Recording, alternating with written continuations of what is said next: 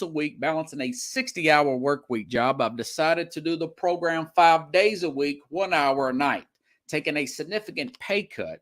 So I've started a Patreon page, which is Patreon, Patreon/SportsScope, spelled the same way at the bottom of the screen you see there, for $5 a month, 17 cents a day. You can help support the program. You ask yourself, why SportsScope? Well, I bring in such big names such as Al Borges, former Auburn offensive coordinator, and I cover the big news in sports that the corporate media will not cover. If you want to contribute more than $5 a month, you can go use the Cash App.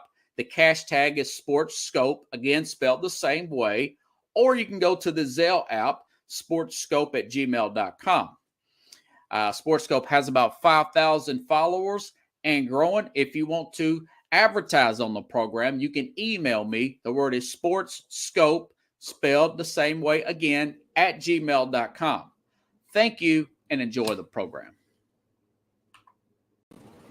Okay, everybody, we are now live here on All Links. Here, get my crawl going there on this 26th day of September. I know I'm about 2 or 3 minutes early. Like to start early on Monday night because I like to hurry up and get done and watch the game. Been back and forth. I'll take Dallas tonight. I know this is going to be a low-scoring game. I think it'll probably be around under that 39.5, by the way, which I thought the other game would go that as well last night. I did not watch much of that game last night between Denver and San Francisco. We'll get to that. And Kyle Shanahan, something I'm starting to see that is starting to become a thing with his offense and lack of splash plays. Also, we'll go over Josh McDaniels, another bad coaching job and preparation by him with that Raider team. The Bills and their injury concerns, Tampa, Jimmy Garoppolo, Trevor Lawrence. I called that upset, didn't I? Jacksonville, we'll get into that. But first, it's so obvious what can be done in this league that should be done. And this Philadelphia Eagles team, now mind you, I've stayed pretty consistent about my Jalen Hurts critique or criticism, observation. This is a guy who was benched in the national championship game going back sophomore year in college. You put true freshman Tua. He comes in, throws the game-winning touchdown. The next year, Hurts transfers to Oklahoma. He's underwhelming to me, but a lot of his stats got way up. He gets drafted in the second round.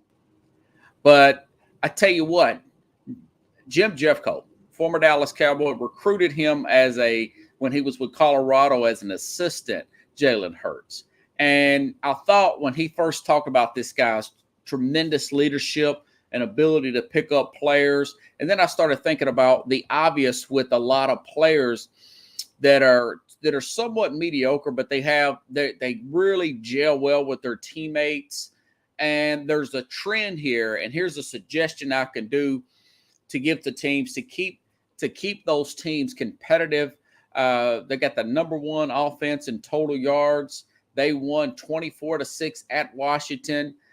Defense had 9 sacks. They played great. He had 3 touchdowns, had a very high quarterback rating, Jalen Hurts. Here's Jim Jeffcoat from last week's show on Jalen Hurts. Very interesting. How far can he take this team from what you've seen up till today, Jim?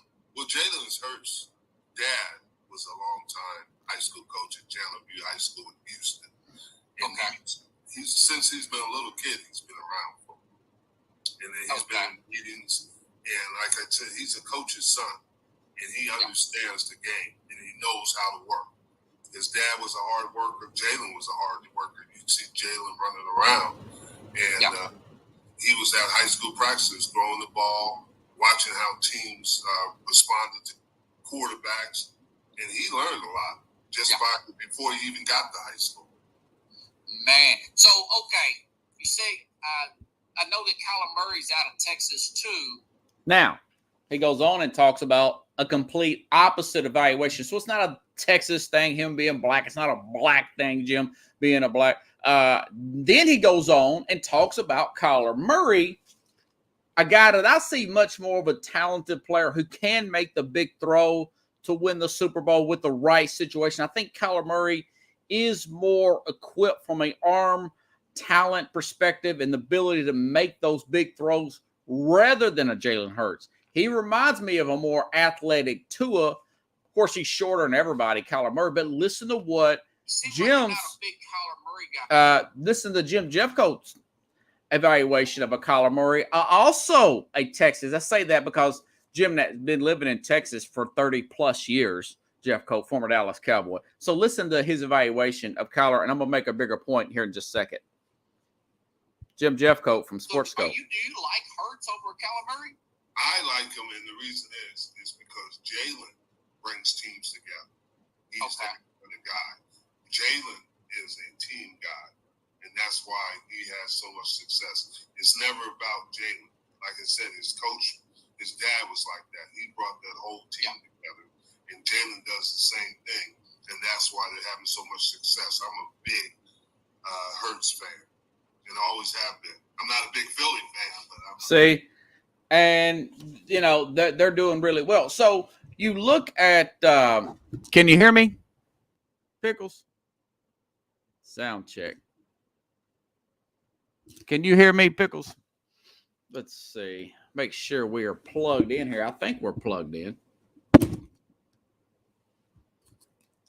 Yeah.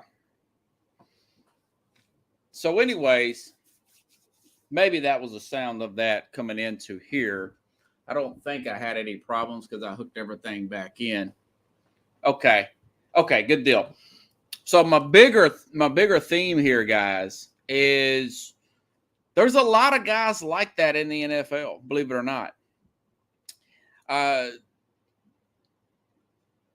Love him or hate him, even a guy like Kirk Cousins had some success. A Jimmy Garoppolo, a Jalen Hurts, and throw in a guy like Ryan Tannehill, Matt Ryan. So what are you trying to say? These guys are pretty high character guys with the teams like them, but they are just slightly, from a talent perspective, they're just slightly above average to NFL standards of NFL talent.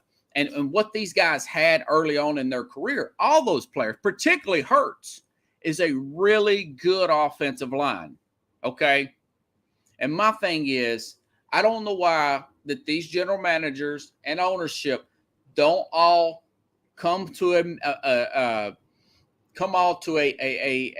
understanding of that this is what wins in the NFL. But you have to tell these guys, you're not worth. When you were in your first 3-4 years, Jalen Hurts, you had A.J. Brown. We had the best offensive line in football. We're 9th in spending on the offensive line in football. We got 9 sacks against your opposition last week in football. You're not going to have these players. Devontae Smith had 180-something yards receiving. So your rookie contract, you're making $6, $7, $8 million. We will pay you $10 million per year. Yes, we know you want $35 to $40 million per year, but we have a graph here that says 12.6. Anybody over 12.6 does not win a Super Bowl. We don't think you are. We appreciate everything we do, but we don't think you are Josh Allen, Patrick Mahomes level talent, Tom Brady, Aaron Rodgers level of talent. Most players aren't. It's not a knock. Those are 5. There's 32 teams in this league. And if more teams would say, go out there and get that paycheck. Go to Washington Commanders, go to that train wreck and make $35, $40 million for the next 3 years. And you're going to be very unhappy and very miserable.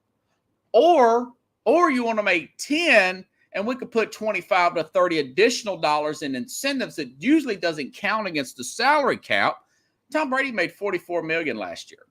He only counted roughly less than 20 against the salary cap, 25, less than that on the salary cap. You know, if teams would, and all those players I mentioned, the teams like those players. The teammates, like those guys have good character. Kirk Cousins, a man of faith. Jalen Hurts. These guys are really, even Jimmy Garoppolo said, well, he went with a porn star out in public. Yeah, but his teammates like him. They like him a lot. They trust this guy, you know, and this is a winning formula. Tua's 3-0. Okay, Tua's 3-0. Hurts is 3-0. What do they have in common? They are high character guys on rookie contracts, upgraded offensive line. By the way, Terron Armstead, he did a good job blocking Von Miller. Nobody mentions that. He did a pretty good job blocking Von Miller for the Buffalo Bills. You know, but that's the formula. But yeah, character and stuff like that. Now that, and then if the player doesn't want to sign, say go to Washington, go to a dumpster fire and do that. And what we'll do, we'll look for another character guy. You're in year 4, year 5, right? Your scouts should say you should already be doing this, because by year 3 into year 4, this conversation between whether a player represents himself like a Lamar Jackson or that player is represented by an agent, the organization should say, this is what our offer is going to be, because this is what wins. He'll get a lot of incentive because we'll get more incentive for better snaps played, winning football games, completion percentage, numbers hit, you name it, yards. But when you've got a time to throw, when you've got time to throw in this league, you're going to be okay. The offensive line is, other than the quarterback itself, it's the most important position in football. The offensive line, look at this. Here's something I looked up. The most expensive offensive lines in the NFL are Detroit. Look at what they're doing. The Colts just won. Dallas is still winning. Baltimore has a winning record. Philadelphia is undefeated. Okay. Washington's up there, or not Washington. Tampa is 2-1. Cleveland's 2-1. Kansas City is 11th. Kansas City's 2-1. Now Cincinnati, they're 1-2. Now Atlanta's 15th, but Atlanta's an outlier because Atlanta. Now I will say this: the top one, it was the Jets. The Jets are much of an outlier. They've had some freakish injuries and they're bouncing around quarterbacks. I understand that, but you could see that is a position that needs the most second contracts. It needs the most attention. That's the most unit, you know, particularly your run blocking guard, on your left guard and your left tackle need to be top quality. Okay. But a lot of a told you so yesterday, even though Tua won, Tua had his head slammed on the ground. He gets up, he walks, and then he falls back down again. And the NFL Players Association, they're investigating the NFL now because of that. It looks like he was punch drunk. He was seeing stars. I've done that where I've seen stars and I've kind of had hit pretty hard. I didn't really have the wind knocked out of me. I had my bell rung, would be the slang term for it. And now they're being investigated. But listen to what Ian Rappaport says about Tua. I like Tua. He's a nice guy. I just talked about Tua. I like Jalen Hurts. Jim seems like a pretty trustworthy guy. Both really good character guys. That means never mind on the critique of his game. and his physical well-being. Okay, listen to Ian Rappaport today on Tua. The time before we figure out and find out what the results of this decision are. Meanwhile, Tua, who did show up at postgame with his back tightly wrapped with a bulky, some sort of apparatus on his back. Certainly Tua will continue to play through this. We will monitor how he's doing. The optics, no doubt, were bad. You see Tua take a late hit from Matt Milano. His head banged in the turf, gets up wobbly. It all looked bad in the stadium on TV, and then you find out later that it's actually a back/neck injury more so that caused the wobbling. Obviously, it is also worth noting. A back and a neck injury? He's got a back and a neck injury, Pickles? And you think this guy is going to finish the remaining 14 games? I don't think so. That was a big win. And it's just something. He's got that Sam Bradford thing about him. He doesn't have that body structure. What part of me is really concerning is he just don't have the wheels of a Kyler Murray to get away and throw that ball away, or the durability of a Allen or Ben Roethlisberger, anybody like that, because he's so small. He is accurate as nobody's business sometimes. He's had a really. I think he's probably going to win AFC Player of the Month. He was AFC Player of the Week. They beat the top world-beating team in football. And people are talking about his injury. He's got his back and his neck wrapped. That sounds like a potential Peyton Manning. He's not getting an MRI, but that's how Peyton Manning got in really bad shape, you know. And I just don't know what the answer would be, other than continue to pump up their offensive line. They did get Armstead. Armstead did a good job on Von Miller and that left side. They did get the win, okay? But the flip side is they played a Bills team. At one time had 5 starters out to start the game on defensive alone. They had 10 starters out in that game. And they lost 21-19. And Ken Dorsey, the offensive coordinator, there's a video of him tearing up his notes around the desk and banging something against the desk. It wasn't his tablet, Tom Brady. It wasn't his tablet. But he's losing his mind. They had 10 starters out and came in after a Monday night game on a short week, came down there and still almost won that game with 10 starters out. Allen looked like he was hot. He was frustrated. My thing is, now I don't think this happened. This could have happened. I'm not saying I have evidence that it happened, but essentially it looked like they're a team that went down there. They had the Bills Mafia with them, which is thousands and thousands of Bills fans. This was the most people in the stadium. 60-something thousand plus since 2015. They had the highest attendance since 2015, and a lot of those were crazed Bills fans. But they looked like a team that had the night out on the town last night, and they came in there hungover, and they didn't win. They didn't take care of business. Now, I'm not saying they were drinking or partying. I just said they looked that way. They looked lethargic, nonchalant. And but when you've got that many starters out, bad things are going to happen. I had an offensive lineman. Remember, the offensive lineman punched one of the Tennessee Titans coaches on Monday night in the locker room. He only got suspended for one.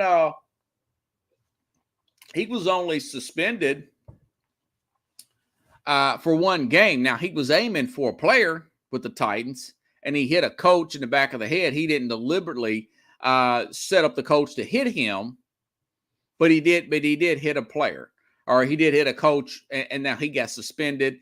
You've got your 2 starting safeties out, Micah Hyde and Poyer. You had 2 rookie corners back there. I want to say the center went out. I mean, it's just one thing after another, and it was just a flood of a perfect storm there, you know. Now, I read that they're going to get Tre'Davious White back in about 2 weeks. I think they're going to be okay. The fact that they kept that to 2 points, the fact that they went to 2 points. Yeah, Diggs got cramped out in the game. Stephon Diggs. So that's lack of water and hydration and whatnot. Mitch Morse, the center, was out. Yeah. Pickle says Mitch Morse, the center, was out. I'm surprised that Josh Allen didn't get sacked more, that the ball didn't get snapped over his head. And you know, there's excuses, then there's reasons, but that's basically what happened. I had the over in that game, and I had my Buffalo to win, and of course I got neither and got beat. But I think they're going to be okay. But Tua, the same concern we had last week, the same concern we had at the beginning of the year. I say we. I know a lot of the fan base. I talked to a lot of the fan base from Miami and Alabama fans who follow these players in the league, by the way. When I was at the college game the other day, just talking to people around the tailgate, they were saying, yeah, we will like these guys, but, you know, Tua was hurt at Alabama. He was hurt last year, and he got hurt yesterday. I was just talking about that on the Mac and Jack and Jim Jeffcoat show. He's going to get hurt.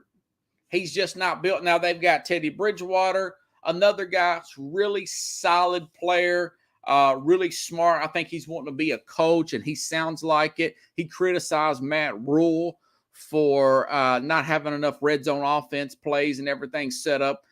And he's a good backup. But guess what? He's the same kind of guy. He gets hurt walking down the street. Sam Bradford had one of the best games he had of his career was on Monday Night Football when he played for the Vikings. And the running game was going well. They beat the Saints pretty handily. And man, they looked great. They looked like they were doing, and they had a great team, really good defense that year. They end up, I want to say they end up going to the NFC Championship game only to get put out by the Eagles that year when the Eagles won with Nick Foles. But you know what happened? The next day, I hear he's out for the season. Nobody got a hand on Sam Bradford, the former number one overall pick. I want to say he went to the Rams some years back. So the Tua is, and there's going to be more controversy about this. I've been reading up on this story. I'm going to follow it. And there's the other angle. It's Miami. It's a guy who's already suspended. He's suspended for the season or several games. Stephen Ross for tampering. They got a pretty hefty fine on him for tampering. They've been accused of racism and all that by their former coach there. And they're off to a great start.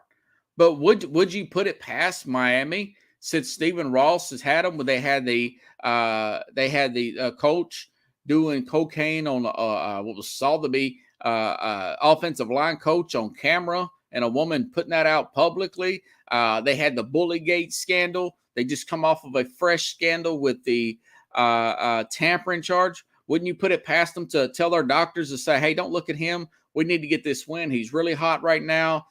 He can see 2 fingers in front of him. Yeah, it's worth looking into. Because the guy got up and then he fell back down.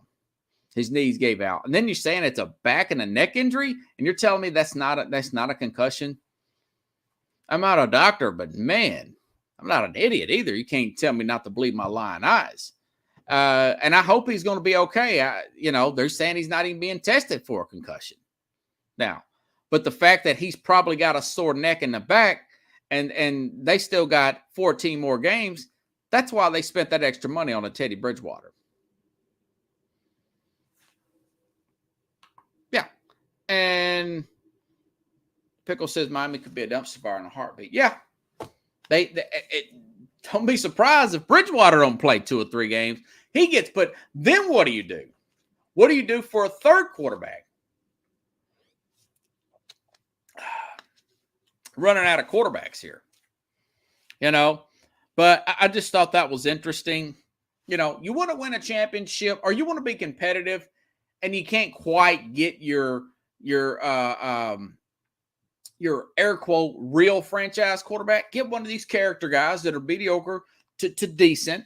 There's more of them out there than there are Patrick Mahomes, Josh Allen, Tom Brady's, and tell them, hey, look, again, we're not going to pay you that big money because we know you're not worth it. You know, and then when a person don't want to do it, you move on, you draft another one. You keep that team together. That was my suggestion for the Raiders and Lamar Jackson, or the Ravens.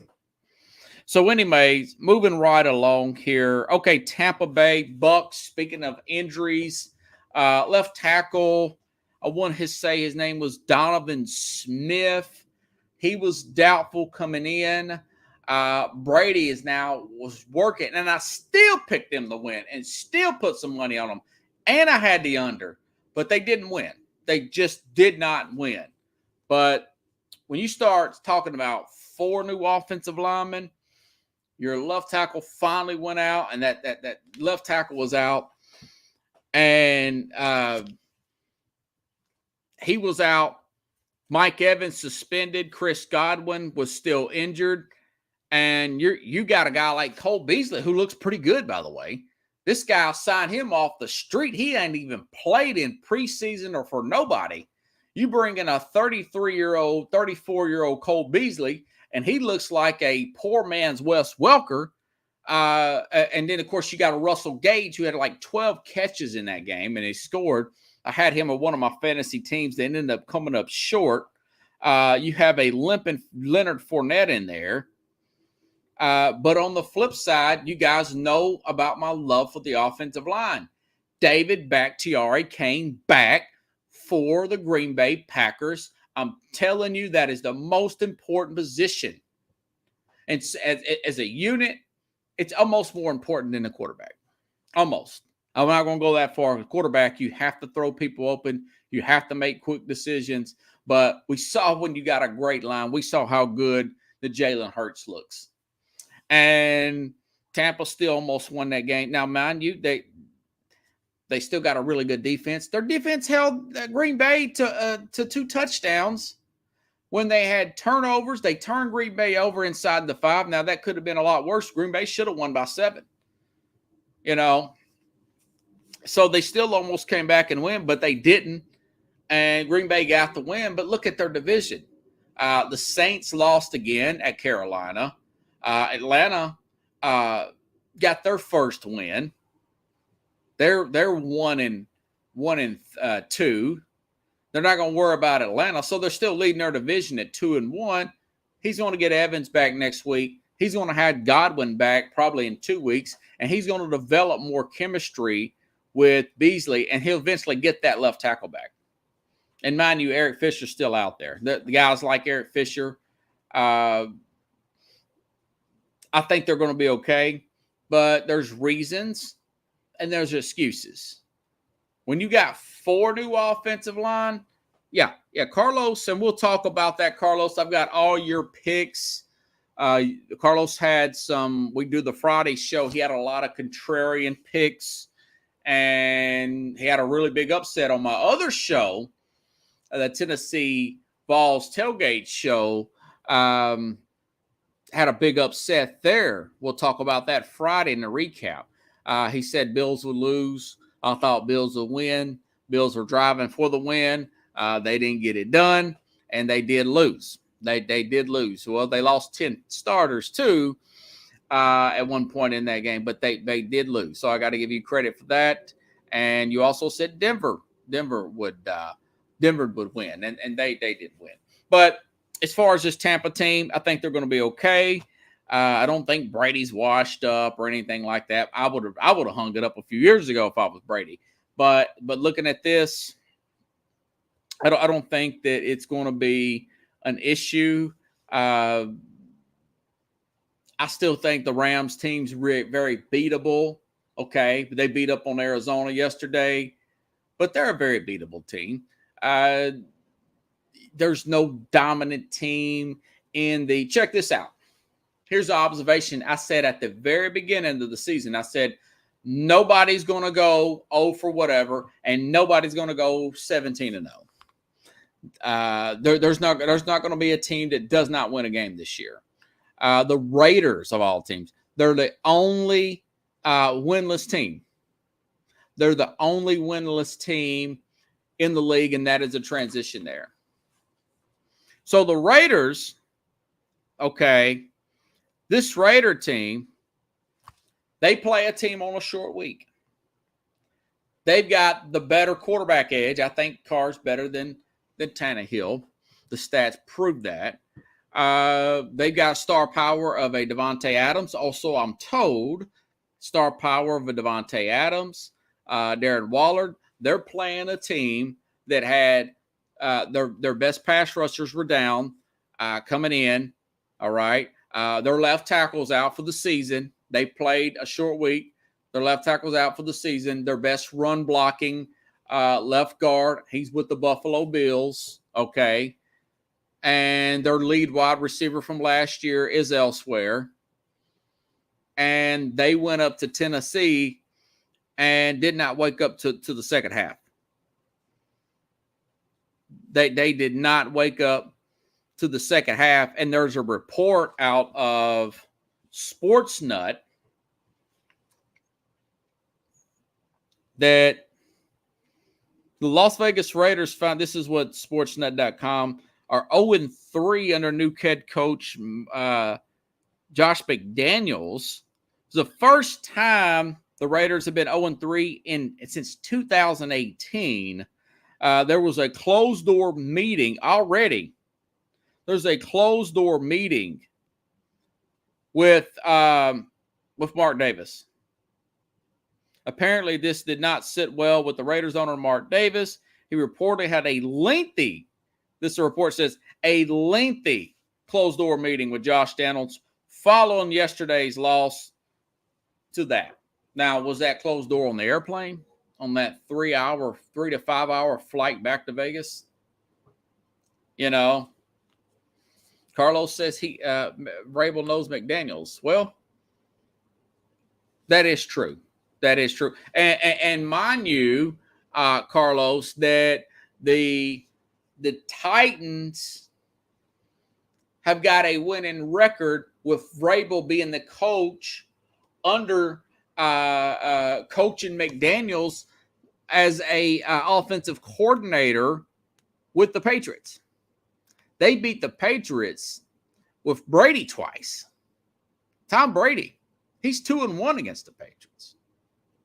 They played 3, and last year he almost beat the Patriots with a really banged up team going on the road. But so they're already having a closed door meeting there, you know, and it makes me think about Josh McDaniels is a guy. This is his second job. The first job it got off on a bumpy start in Denver. Now, he was about 39 there, very young guy, 38, very young there. Now, he's mid to late 40s now.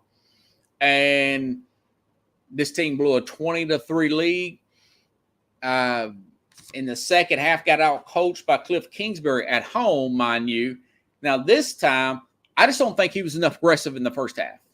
If I know, and I was telling my dad this, I said, man, the Raiders are favored for a reason. This was in Nashville.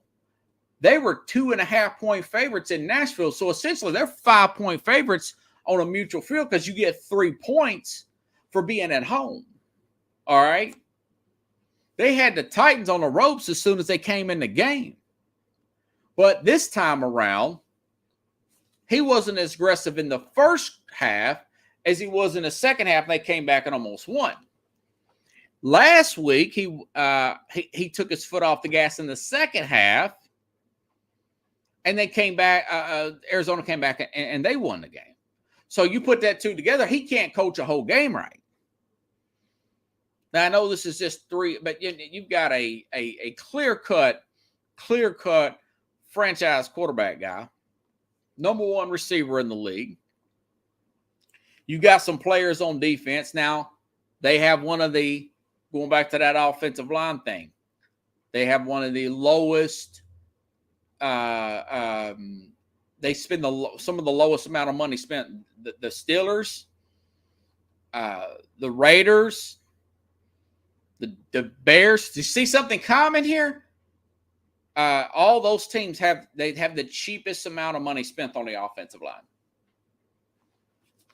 And you guys won't believe this amount of money here. It is, and I put that stat down somewhere where it is it's way down there. Teams with winning records, with losing records, excuse me. They're 3-9.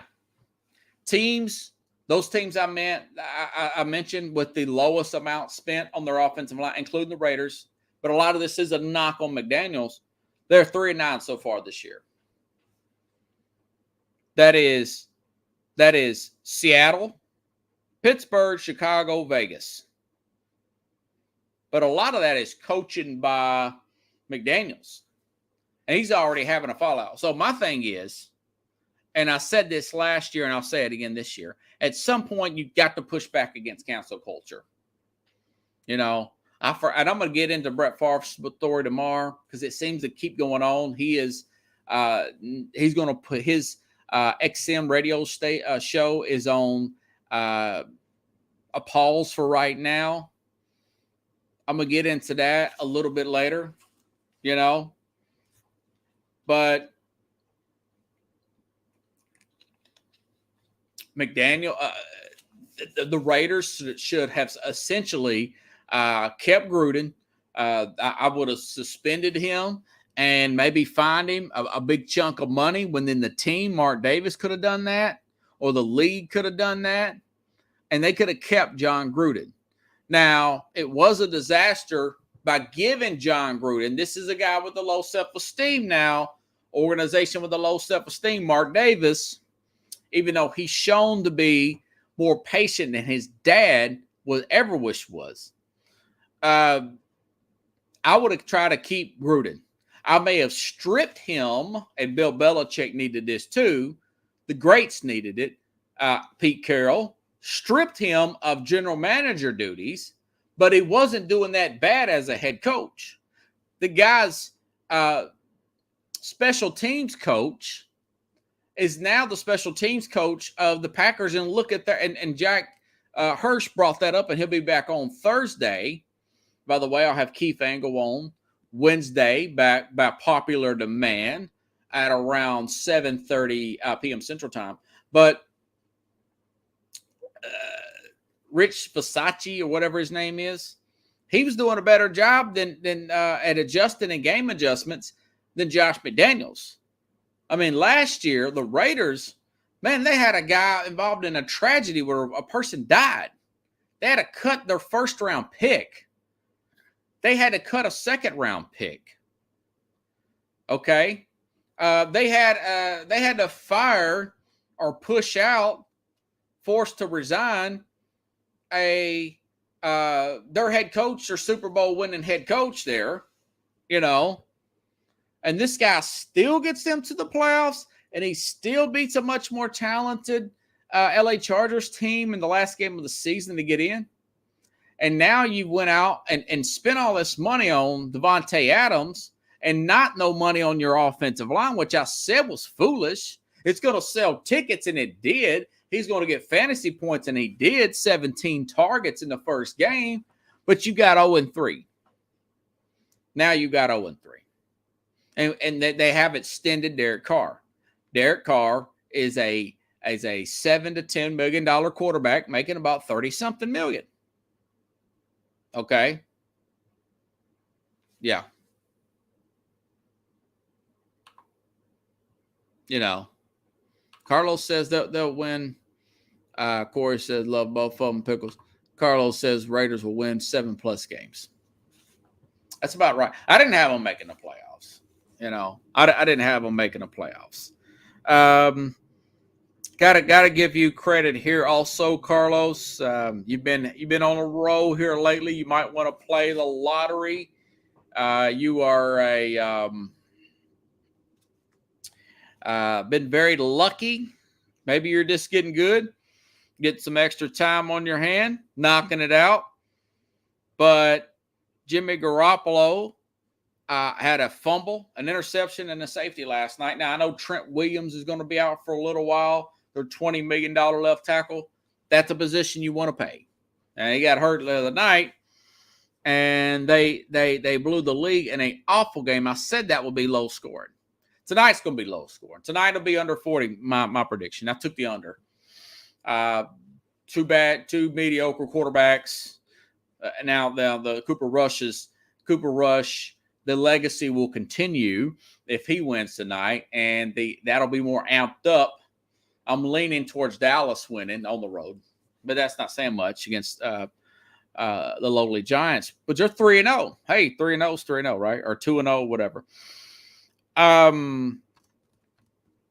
So Garoppolo, a fumble, and interception, and safety, it ultimately cost him the game. This type of play, this team's trying to find itself offensively. And I'll have to say this.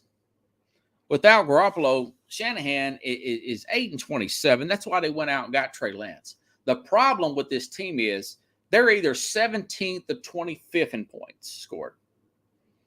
Now, I love that running game. That running game is great.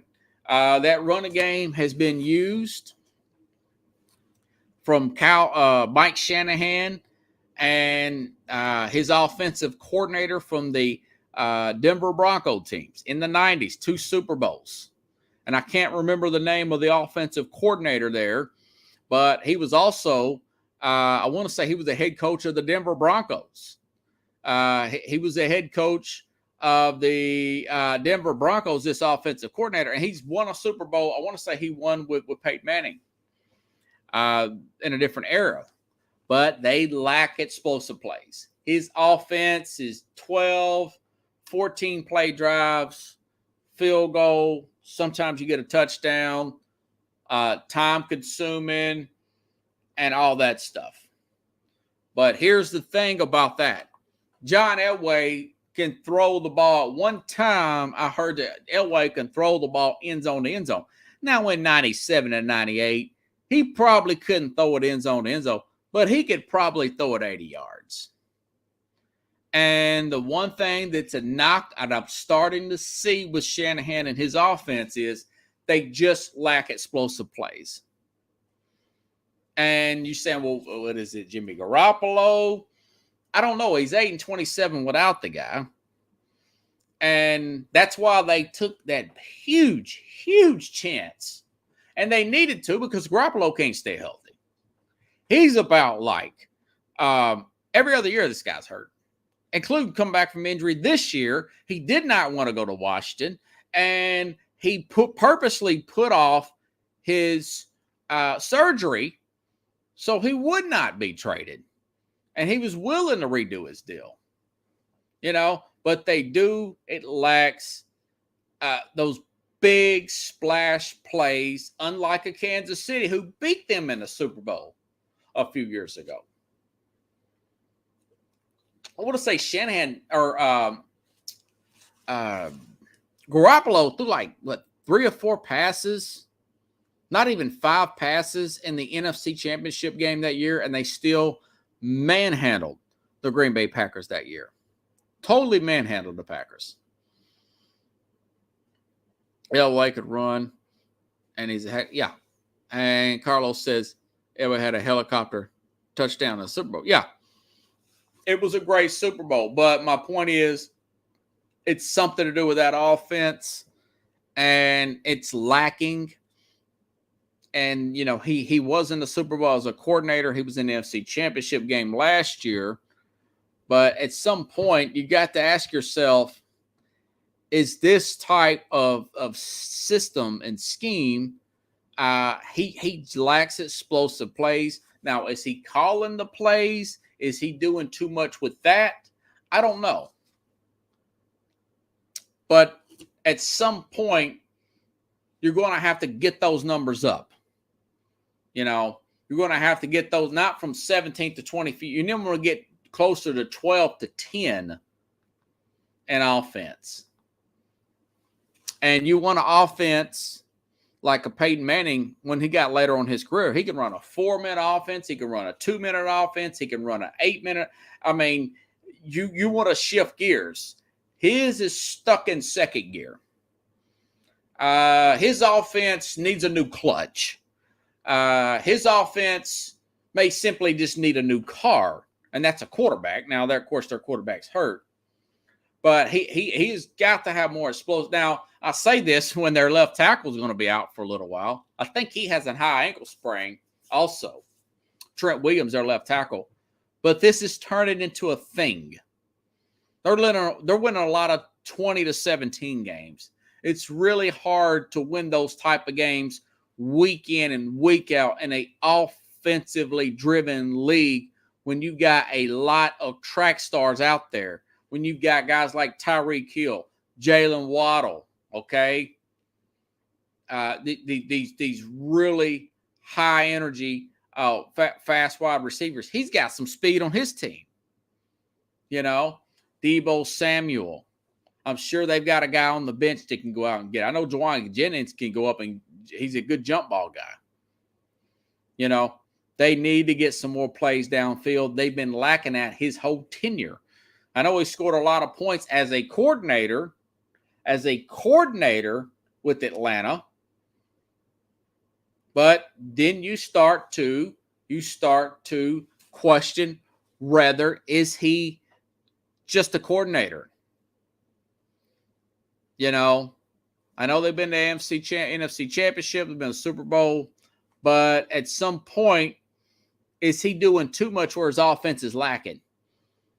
You know, is he simply just and that is something that is between the Trey Lance debacle. So far, it looks like this is a major debacle. I don't know how much more patient that this owner, Mr.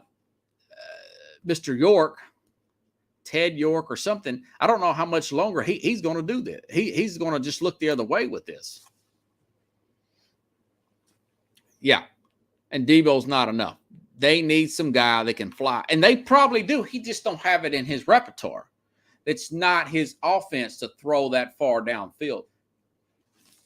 But it's turning into a thing. It's starting to turn into a thing. And it's really, you look at some of their box scores, and they're just running. But you need a top off the defense type of play in this offense, in my humble opinion. Okay. Now, I tell you, here's one I did call. I did say I thought that the only thing I regret more than anything is not taking Jacksonville and putting more money on Jacksonville on Sunday. Jacksonville, this is another thing with these young coaches, guys. These really young coaches here, like Brandon Staley. Okay, I'm not a narrative guy. I don't like to just pound people on the ground. But when you see something that is obvious and you see a guy's over his head, you just have to call the balls and strikes like you see them, folks. Okay? I'm watching this game, Justin Herbert, and I had the defense for Jacksonville, and I'm pulling for a total disaster in fantasy because I want to win my fantasy game, my daily fantasy game.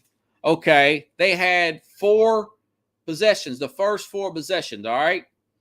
The Chargers at home. Punt, strip sack, fumble, punt, interception. By the way, those 2 punts were 3 and outs because he has a cracked ribs and he's grimacing. And the one long pass that he thrown, it looked awkward that he did complete. But you know what Brandon Staley's he wanted to stay in. That's your job to protect him against himself. Now, who else have I said this about 1 year ago? 1 year ago, another 30-something millennial and this, what's his name? Kevin Stefanski with the shoulder injury. I forgot what it was called, but he would not take Mayfield out. Now, I don't know if that was Mr. Haslam's call. My guess is it's not. Here is another young coach afraid to confront his quarterback. Say, listen, Justin, I'm saving you from yourself, and I'm trying to win the game. Chase McDaniels may be the back. And by the way, they were still in the game at that point. They give up 2 field goals. The defense held this Jacksonville team to 2 field goals, 6 points. You're at home. You got all those great players, and you got a guy at 20. If he was 70, 80%, I'd keep him in there because he is Herbert, and he's a great player. But you got beat 38-10 at home because he refused to yank out Herbert because he said Herbert wanted to stay in there. Is Herbert the coach or are you the coach? Was Baker Mayfield the coach of Cleveland, Stefanski, or were you the coach? Now, I noticed he was real quick and that management staff to get Baker out of town and bring Deshaun Watson in, and I 110% endorse that. But Staley is over his head, guys. This guy is just he is over his head. He's overthinking everything. And now they've got injuries. Their center went down. Joey Bosa's going to be out for a little while. They don't know when he's going to come back. And Herbert is playing with those cracked ribs. And if you see 3 and out, strip sack fumble, interception, 3 and out again, pull him, man. This is one of the most talented quarterbacks in the league. After the strip sack fumble, after you throw the interception, then you got to pull him. This is all in the first 4 possessions of the game. And then the rest of the game, it was just more 3 and out. They got 1 touchdown. They got beat 38-10 at home. And this guy's saying, well, I wanted to keep him in the game because he wanted to stay in the game. Well, why are you even there, man? You know, that's the thing with these they're starting to act like these basketball coaches. People say, why don't you do it? Coach, that would last 5 minutes. Because I'm not asking you, I'm telling you, son, you're getting out of the game. You're killing us here, Smalls. So, but nobody else is going to mention it. 38-10 at home. The flip side is the favorite, in my eyes, they're Jacksonville to win the division. They're the lowly Jacksonville Jaguars. I know Tennessee won. They had the wounded animal effect. The Titans did. And I know they won. They still technically had a chance to have a chance. I know the Colts won.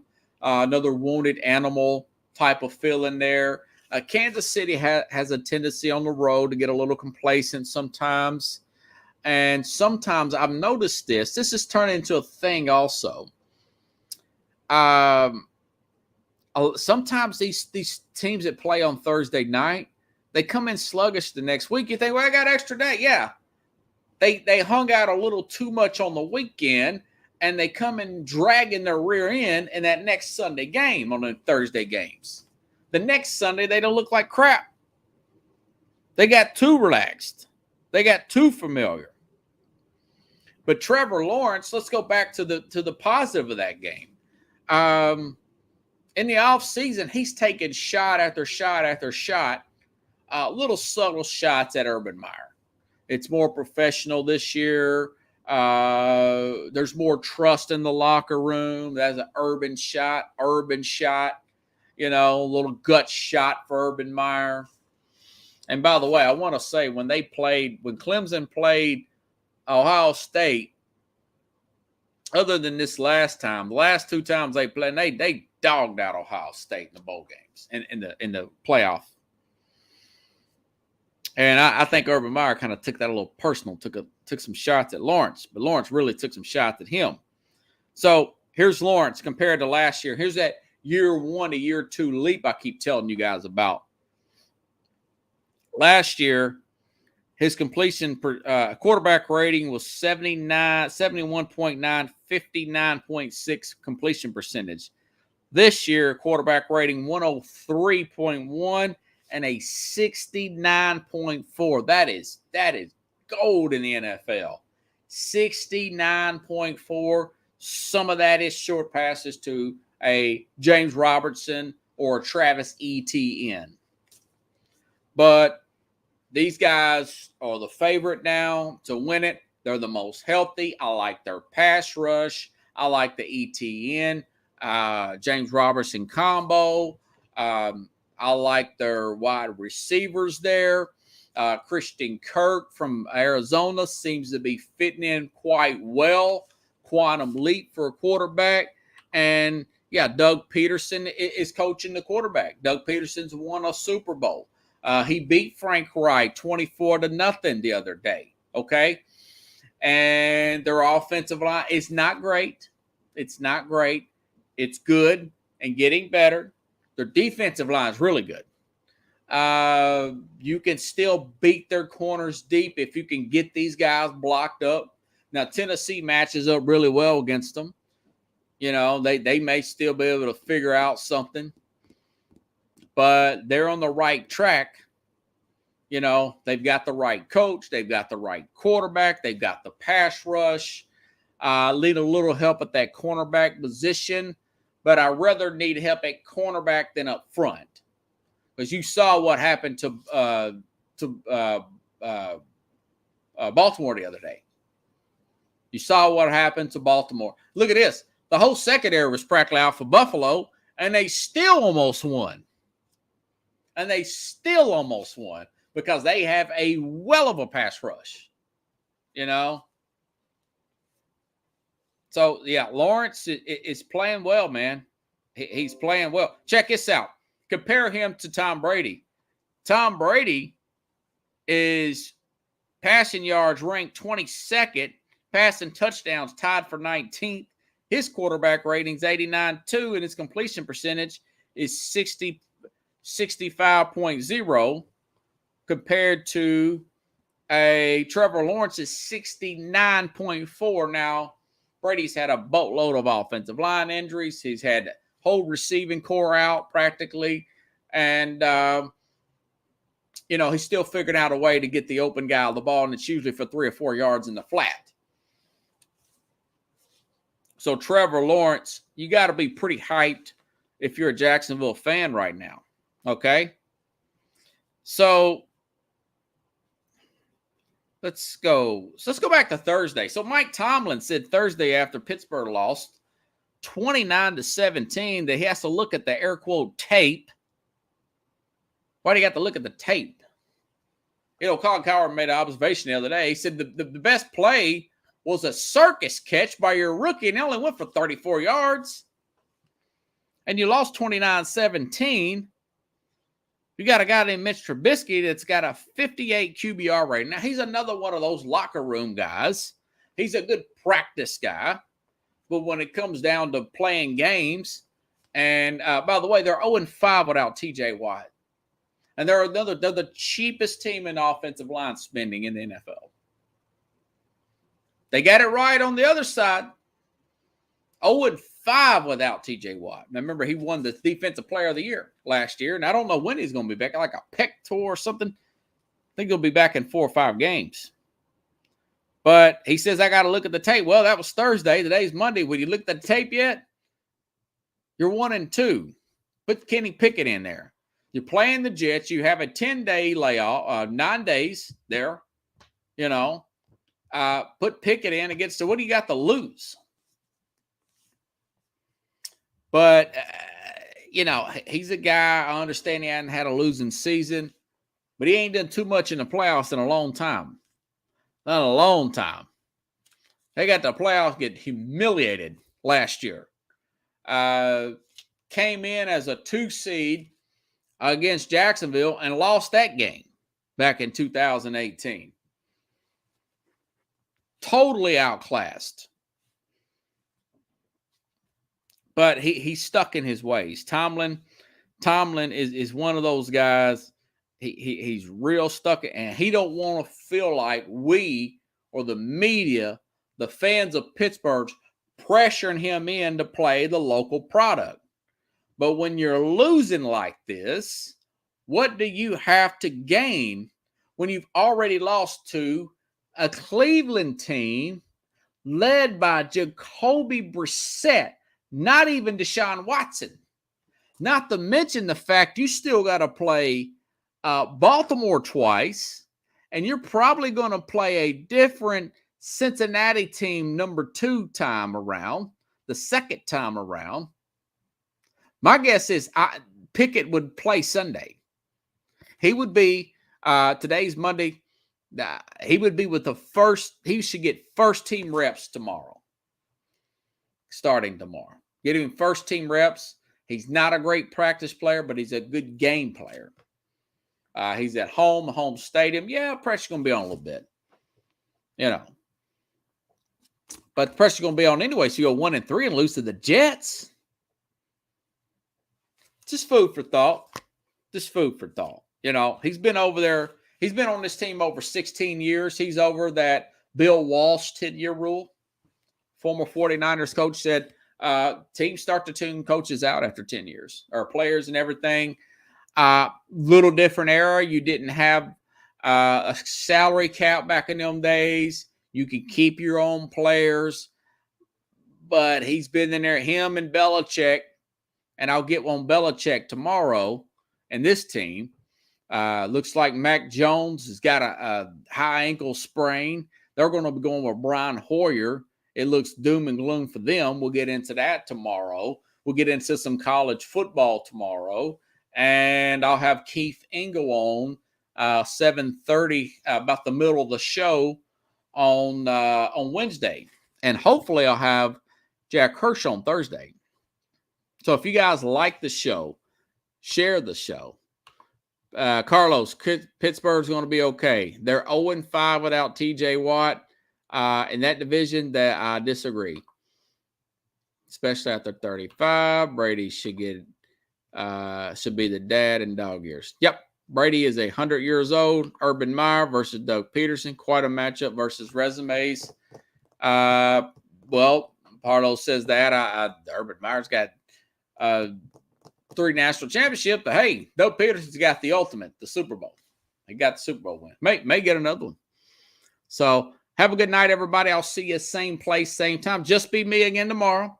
But there's enough college football observations. I think we'll get another hour out tomorrow. Have a good night, everybody.